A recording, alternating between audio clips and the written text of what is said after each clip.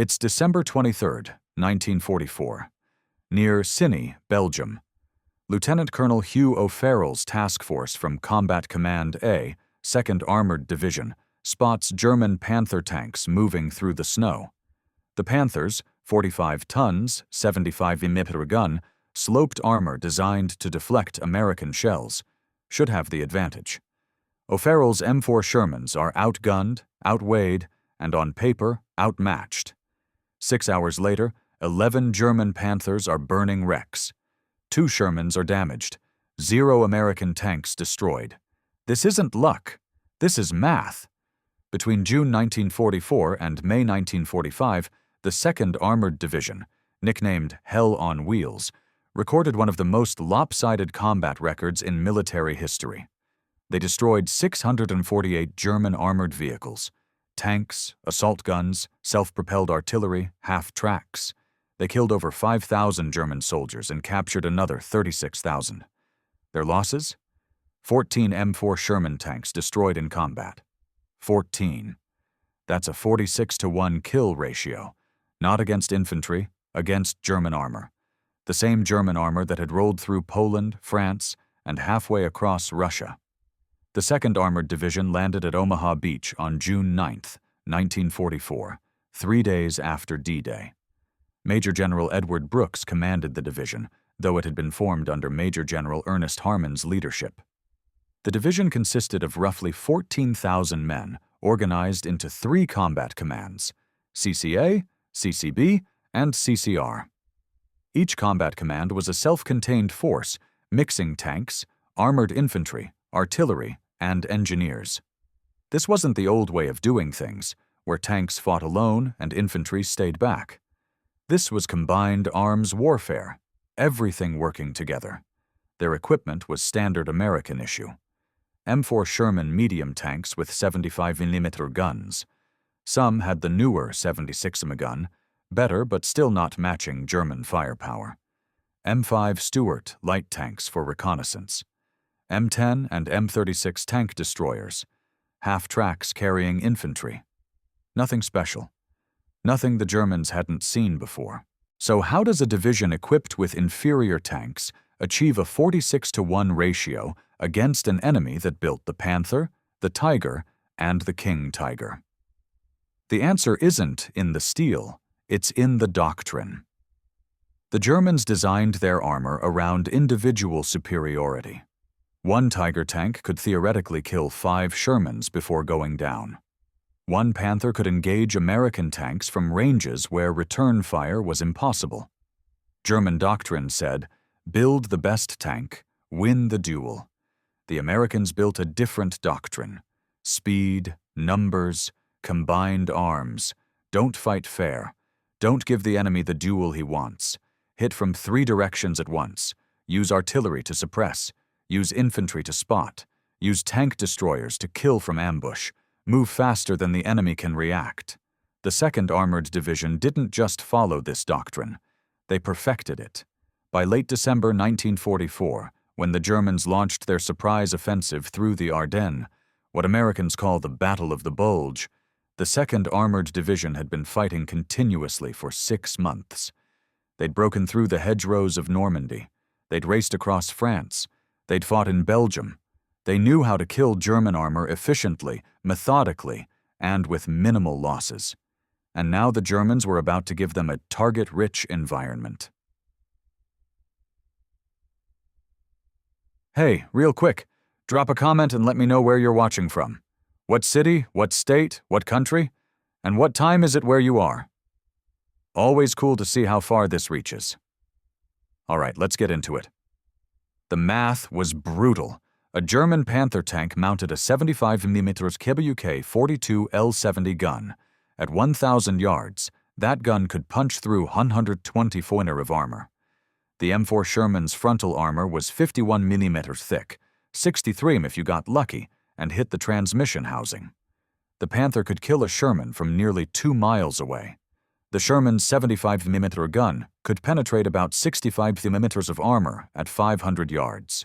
The Panther's frontal armor was 80mm thick, sloped at 55 degrees, which effectively made it 140 mm. Sherman crews couldn't kill Panthers from the front. Period. The shell would bounce off.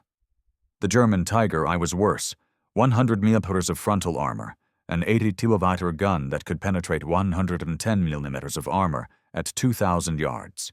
American tankers called engaging a Tiger committing suicide with witnesses.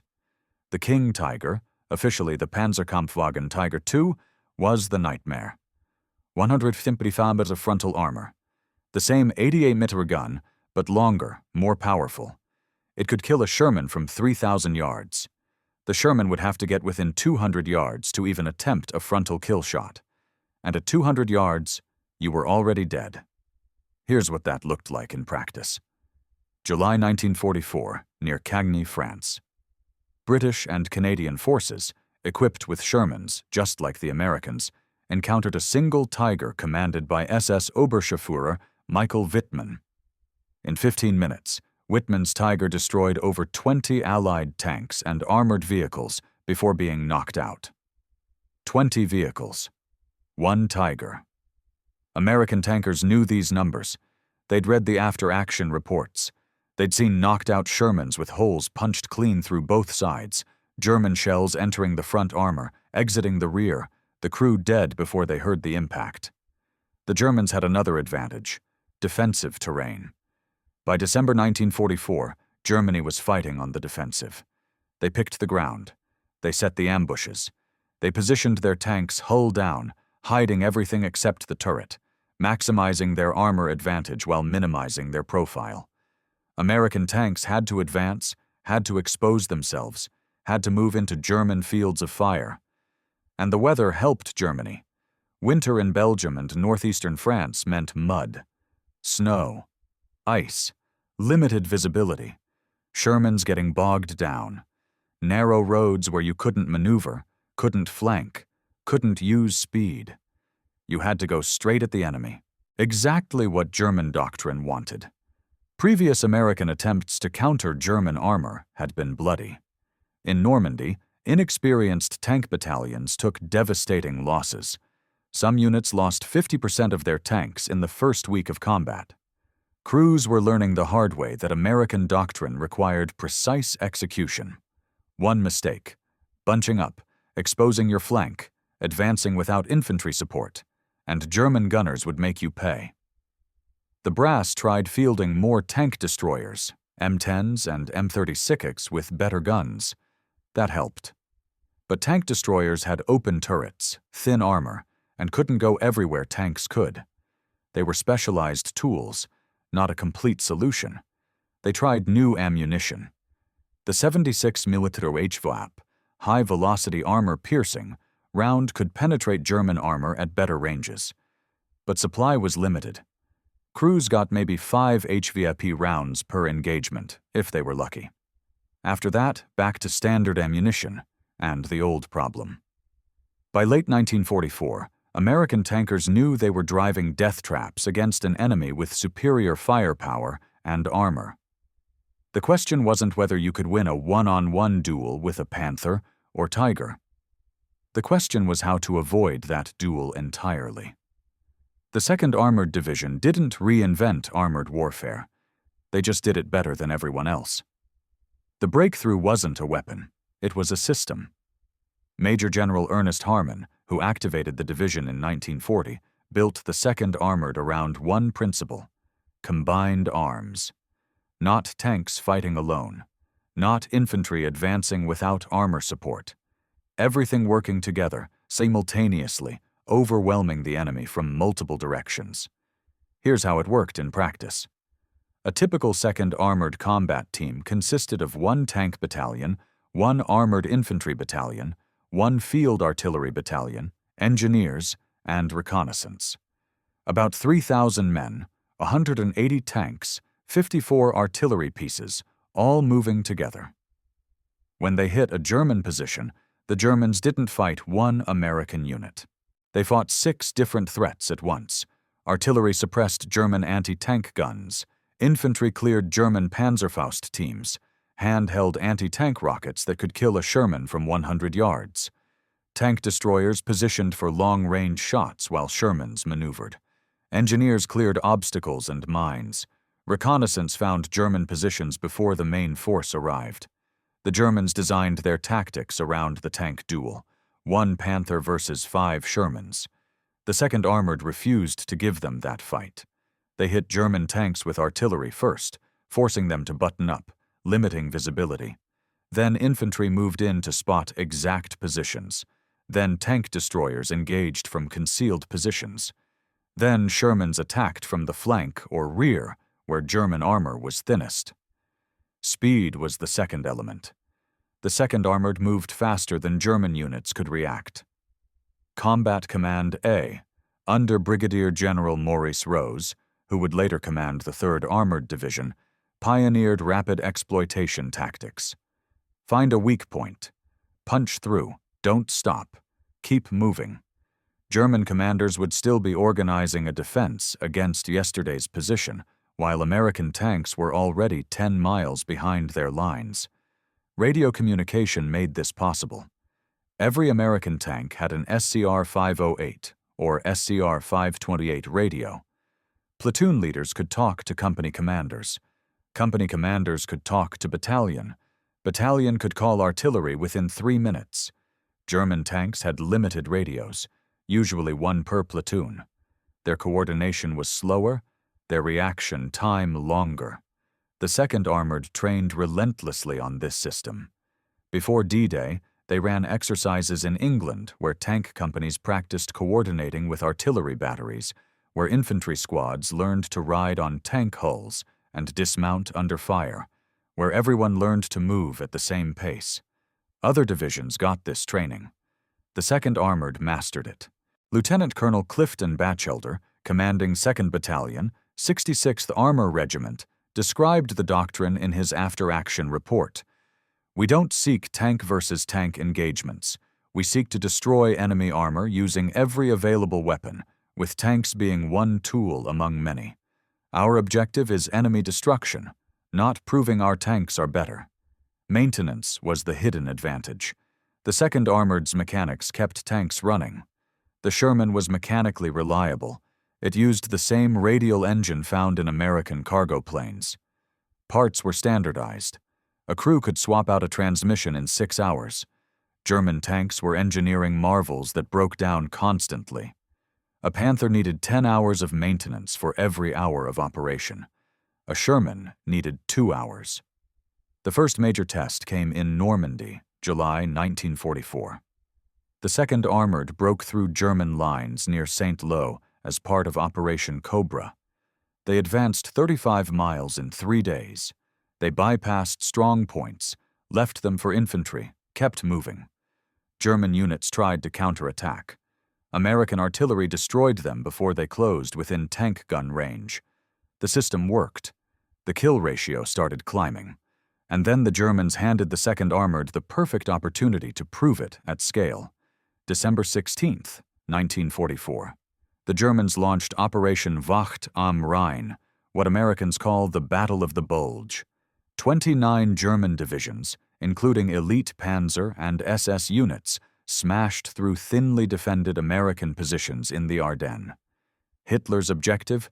Reach the Meuse River, capture Antwerp, split the Allied armies, force a negotiated peace. The German spearhead included the 2nd Panzer Division. Veterans, equipped with Panthers and Mark IVs, commanded by officers who'd fought in Poland, France, and Russia. By December 23rd, they'd advanced 60 miles.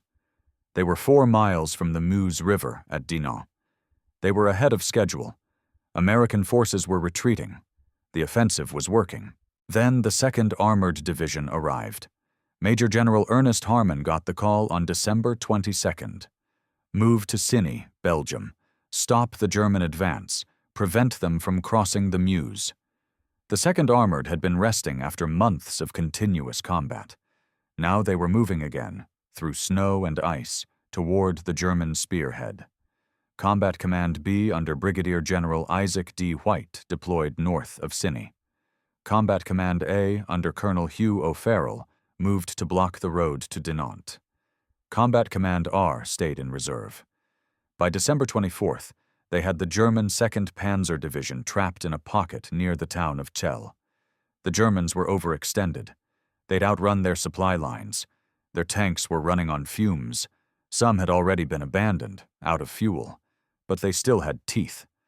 Panthers, Mark IVs, and supporting infantry were concentrated in a 6-square-mile area. The 2nd Armored attacked on Christmas Eve. They didn't charge straight in. Artillery from the 78th Armored Field Artillery Battalion hammered German positions for 30 minutes. P-47 Thunderbolts, weather had cleared just enough, strafed German columns. Then Combat Command A moved in from the south, while Combat Command B struck from the north.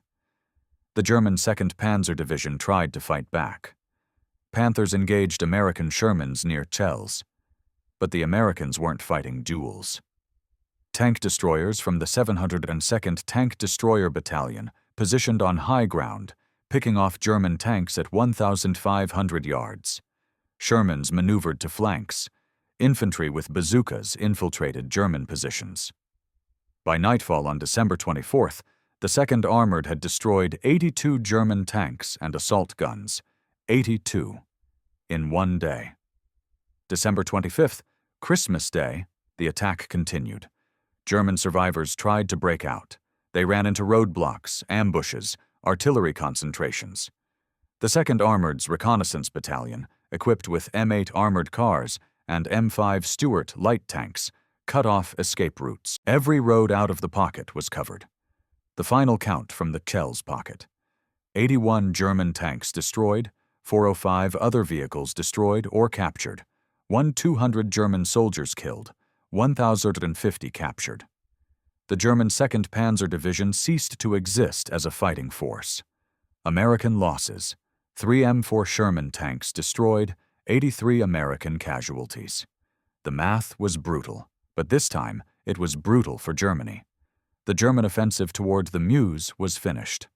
Other German units tried to advance, but without the 2nd Panzer Division leading the way, they stalled.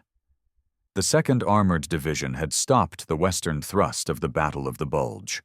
Not slowed it, stopped it. Field Marshal Walther Model, commanding German forces in the Ardennes, called it a disaster. He wasn't exaggerating. The destruction of the 2nd Panzer Division exposed the entire German flank. American forces counterattacked. Within weeks, the Germans were retreating back to their start lines. The battle at Cels proved the doctrine: combined arms, speed, overwhelming firepower from multiple directions. The Germans got their tank duel, and they lost anyway. The 2nd Armored Division didn't stop at Cels. January 1945. They pushed into Germany. February, they crossed the Roer River. March, they reached the Rhine. April, they advanced across central Germany, cutting the country in half. May 7th, 1945, V-Day. They were 50 miles from Berlin, still advancing. The final statistics were staggering. From D-Day to VE-Day, the 2nd Armored Division destroyed 648 German armored vehicles. They captured 36,000 German soldiers. They liberated towns, cleared hundreds of miles of territory, and fought continuously for 11 months. Their combat losses: 14 M4 Sherman tanks destroyed in action, 46-1. That ratio wasn't an accident or a statistical anomaly. It was doctrine executed at the highest level. The immediate consequence was strategic. After Cels, German armored operations in the West became defensive, reactive. They couldn't mass forces for counterattacks because American doctrine, perfected by divisions like the 2nd Armored, would destroy them. The German army fought hard until the end, but after December 1944, they never regained the initiative. The long-term impact reshaped how militaries thought about armored warfare. The tank duel, one tank versus another tank, died at Celle. Post-war analysis showed that most German tanks weren't destroyed by other tanks. They were destroyed by combined arms: artillery, tank destroyers, infantry anti-tank weapons, air support. The idea that you needed a better tank to beat the enemy's tank was obsolete. The U.S. Army made combined arms the foundation of armored doctrine. Post-war manuals codified what the 2nd Armored had proven in combat. Tank battalions never operated alone. They deployed as part of combined arms teams, mixing armor, infantry, artillery, engineers, and air support. This became standard for NATO forces during the Cold War. The Soviets learned similar lessons. Their deep battle doctrine, developed independently but validated by American success, emphasized combined arms and operational mobility. When Soviet tank armies rolled through Manchuria in August 1945, they used the same principles: speed, combined arms, overwhelming the enemy from multiple directions simultaneously. Modern armored warfare still follows this template. American brigade combat teams in Iraq and Afghanistan operated as combined arms forces. Tanks, infantry fighting vehicles, artillery, aviation, engineers, all coordinating through digital networks. The technology changed. The principle didn't. The 2nd Armored Division proved something essential. Superior technology matters less than superior doctrine. The Germans built better individual tanks. They lost anyway. The Americans built a better system for employing armor, and that system won the war. There's a memorial at Fort Liberty, North Carolina, formerly Fort Bragg, where the 2nd Armored Division was stationed after the war. It lists their combat record: 648 enemy armored vehicles destroyed, 14 Shermans lost. The numbers seem impossible, but they're verified in after-action reports, unit records, and German documents captured after the war. Those numbers represent something more than tactical success.